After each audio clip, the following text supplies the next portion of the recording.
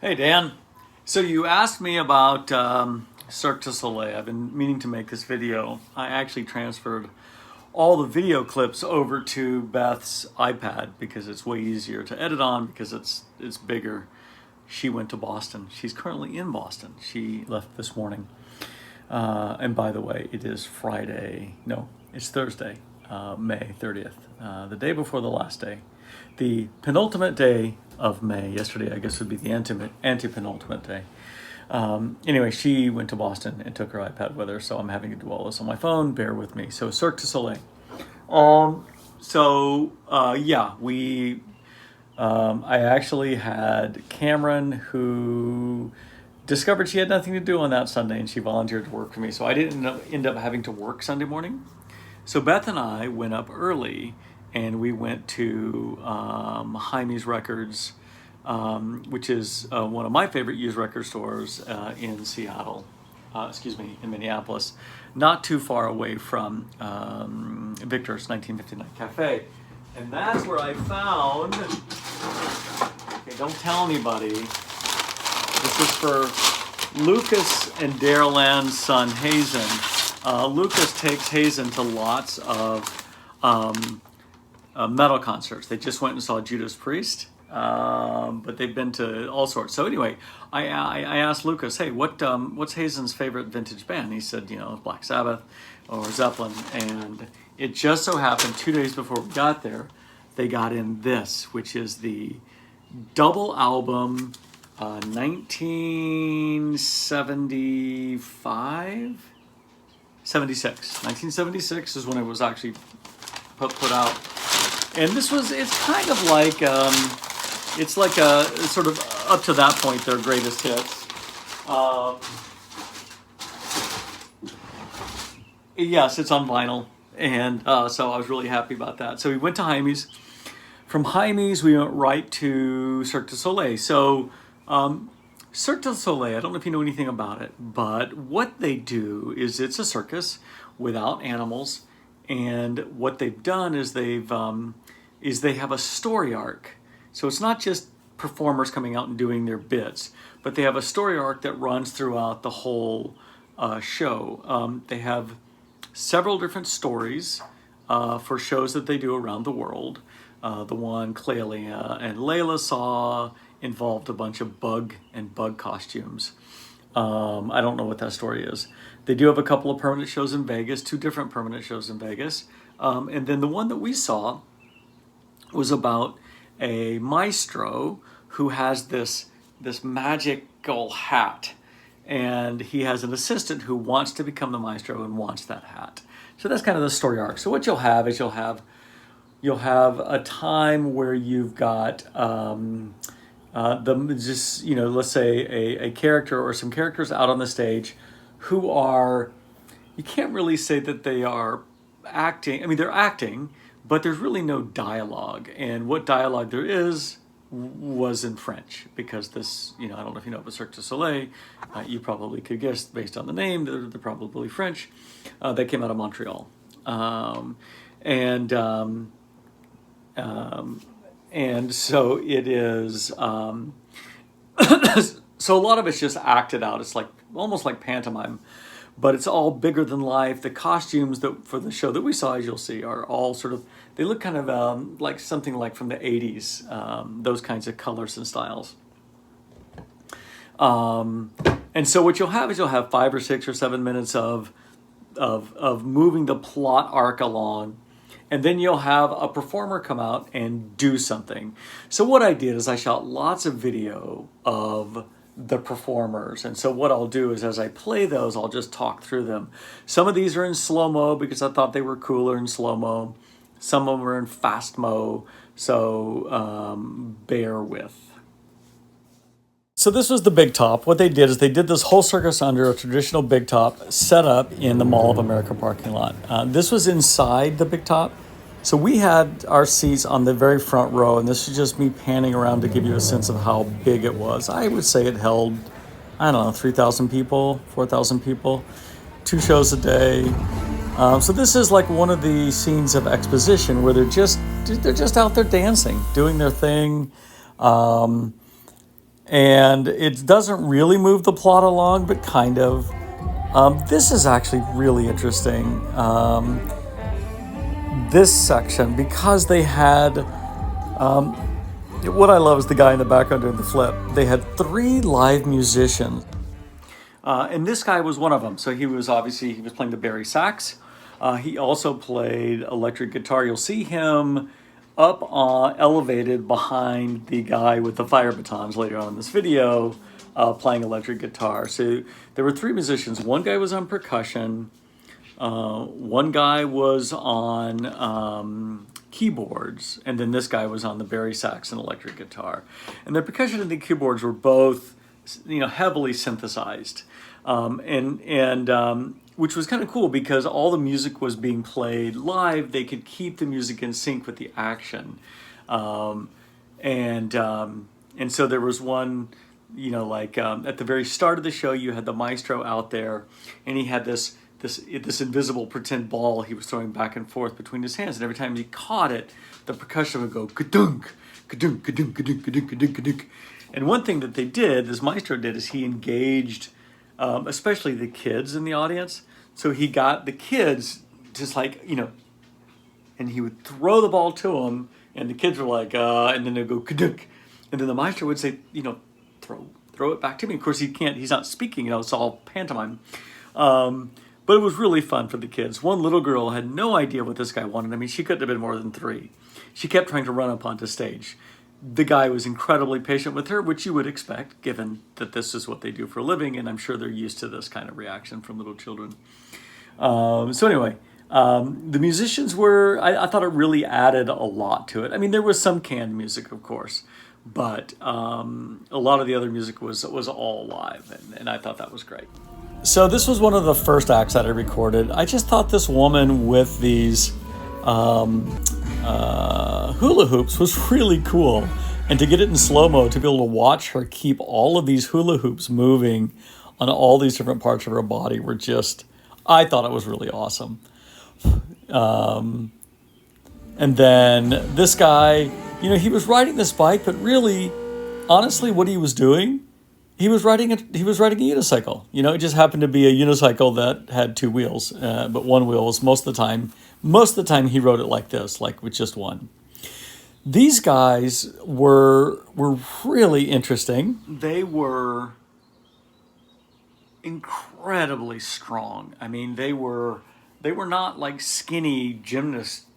I mean, male gymnasts are actually really strong and well built. These guys had a little even more than that. And they were just jumping around. They were doing flag stands, where they have essentially one arm up here on the post and one arm down here with their legs sticking straight out. They would leap into the air and they would grab the post with their inner thighs. They must have like bruises, like a lot of bruises all the time. But anyway, they were really cool. This woman came out from time to time and sang songs, some in English, some in French. And it was just like musical interludes. I have no idea what she said, so I can only assume it moved forward the plot. So this woman was really cool. I mean, it was just her. There were no safety ropes or anything. I mean, it was just her in this rope, wrapping around, spinning around. She would like roll down the rope at times. It was just really, it was really cool. Of course, you had the guy on the slack line. He didn't do a lot of slackline walking. He did just a lot of slackline bouncing, but he did a lot of bouncing off his butt, which I would love to try that if I had like a big pool of water underneath. But, you had the musicians going in the background. You had these people in the foreground. You had the woman singing. I mean, there was a lot going on. It was a great show for kids. Because there was just so much, and it was so just over the top. And that was real time with him bouncing that thing like that. And I just like I said, I just love watching him bounce around. And this was actually my favorite person, watching this woman inside this hoop, watching her what I love about slow motion. You can see the way she uses one of her legs to maintain her orientation and her balance. Because if you think about that hoop, if that thing got too far, or too much of an angle, she would have just busted her head. And I just thought it was really beautiful the way she did it. And this was interesting because every time she rolled down, she had to open her hands to keep from smushing her knuckles, which I thought was kind of cool. Even that right there, it's got to be much harder than it looks. This guy, okay, this was my favorite spectacle. So I've got it when he's doing one. This is real time. I didn't speed it up. You see the guitarist in the back. It's like something from Fury Road from the last Mad Max movie. But just this, I mean, obviously he's spinning a baton, right? But the flames make it cool. With the mirrors behind it makes it cool. I really love it. There were 3 guys around the stage who had like flame retardant thermal blankets that they would put the flames out.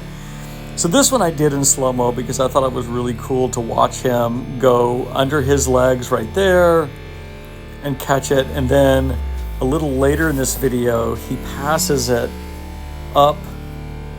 He throws it up with his right hand right there. And now watch him spotting it. And he comes around and then catches it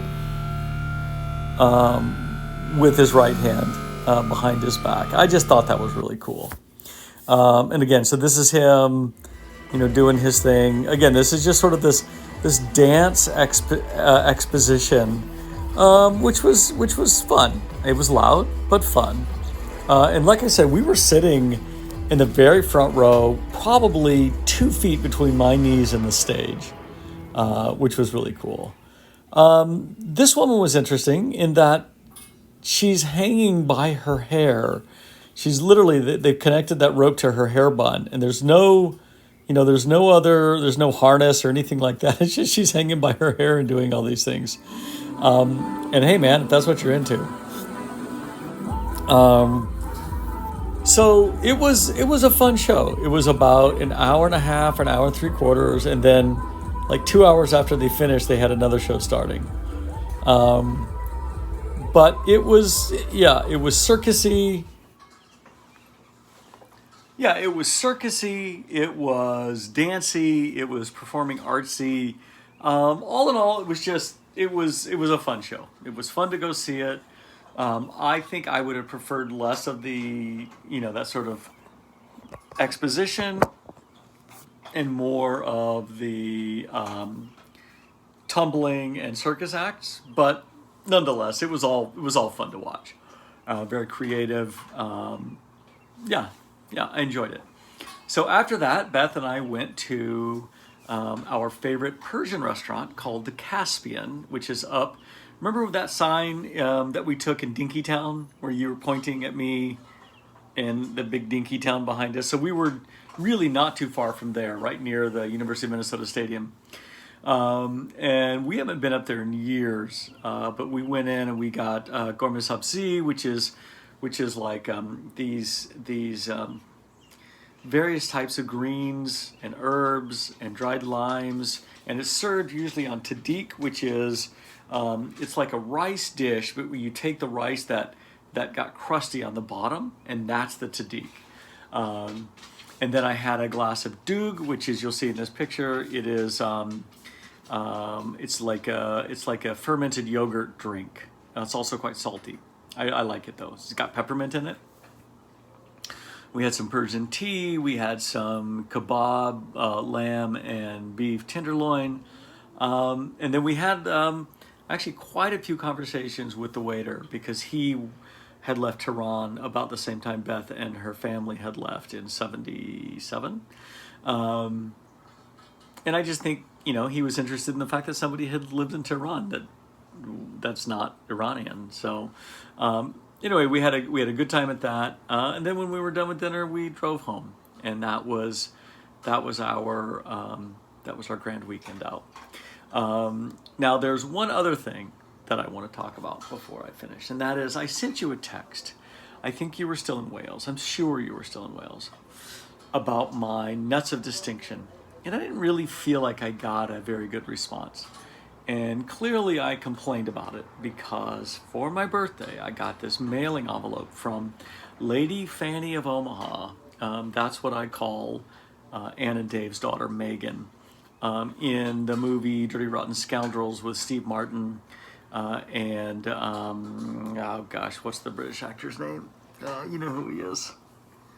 Anyway, there's a character who is like an heiress out of Omaha, and Steve Martin refers to her as Lady Fanny of Omaha. So that's what I call Megan, because she's in a dance troupe in Omaha.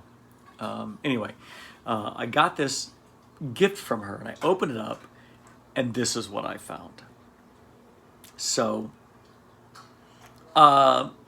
it might be one of the best gifts I've ever gotten for my birthday, certainly one of the funniest.